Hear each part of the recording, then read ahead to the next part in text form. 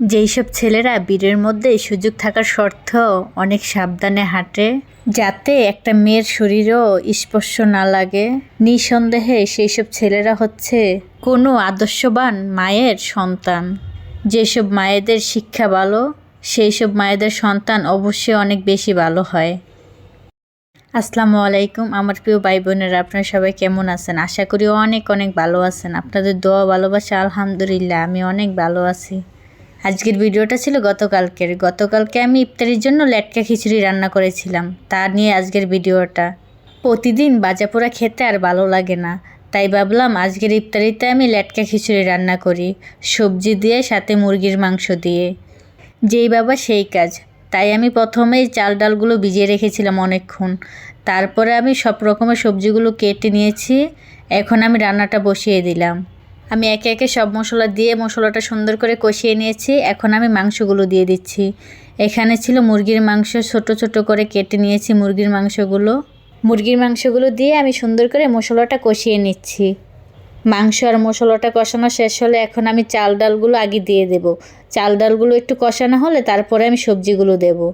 এই তো আমার চাল আর ডালগুলো দেওয়া হয়ে গেছে। এখন আমি চাল আর ডালগুলো একটু কষিয়ে নেব। কষিয়ে নিয়ে সবজিগুলো দিয়ে দেব। এখন আমি সবজিগুলো দিয়ে দিচ্ছি। সবজির ভিতরে ছিল মিষ্টি কুমড়া, সিম আর ছিল গাজর আর আলু। এগুলো দিয়ে আজকের সবজি খিচুড়িটা রান্না করব।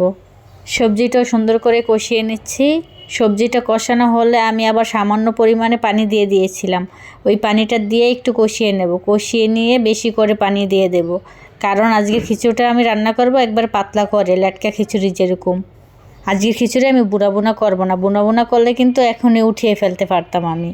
এখন আমি আর উঠালাম না, বেশি করে গরম পানি দিয়ে দিলাম। যত খিচুড়িটা সিদ্ধ হবে ততই কিন্তু খিচুড়িটা স্বাদ বাড়বে, আরও আঠালো আঠালো হবে। এই তো আমার গরম পানি দেওয়ার পরে কিন্তু খিচুড়িটা বলক চলে আসলো। আমি এখন নাড়াচাড়া দিয়ে ডেকে রেখে দেবো। অনেকক্ষণ পরে আবার দেখব কেমন হয়েছে খিচুড়িটা।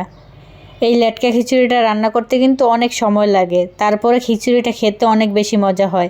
এখন আমি একটা টমেটো কেটে দিয়ে দিলাম। শীতের ভিতরে এই লেটকা খিচুড়িটা রান্না করলে কিন্তু অনেক রকমের সবজি দিয়ে রান্না করা যায়, কারণ হাতের কাছে অনেক রকমের সবজি থাকে, তাই সব রকমের সবজি দিয়ে রান্না করা যায়। এর ভিতরে কিন্তু আমি খিচুড়িটা বাগারও দিয়ে দিয়েছিলাম। বাগার দিয়ে আমার খিচুড়িটা রান্না হয়ে গেছে, আমি উঠিয়ে নিয়েছি। খিচুড়িটা উঠিয়ে নিয়ে আমি আজকে খিচুড়ির সাথে খাওয়ার জন্য 2 রকমের ভর্তা বানিয়েছিলাম, সাথে ইলিশ মাছ ভেজে নিয়েছিলাম। আরও বানিয়েছিলাম সালাদ, পাকা টমেটো দিয়ে সালাদ বানিয়েছিলাম। এর ভিতরে আমার ইফতারি টাইমও হয়ে গেছে, আমি তাই তাড়াতাড়ি করে ইফতারি খেতে বসে পড়লাম। সবসময় ভাজাপোড়া না খেয়ে মাঝে মধ্যে এরকম খিচুড়ি, বিরিয়ানি এগুলো হলে কিন্তু ইফতারিতে বেশ ভালো লাগে। আমি কিন্তু এখন এক এক দিন এক একটা ইফতারি বানাবো, কারণ আমার প্রতিদিন ভাজাপোড়া খেতে একটু ভালো লাগে না। যাই হোক, কথা বলতে বলতে আমার ভিডিওটা কিন্তু শেষ পর্যায়ে চলে আসলো। এখন আমি আপনাদের কাছ থেকে বিদায় নিয়ে নেব। আল্লাহ হাফেজ, আসসালামু আলাইকুম।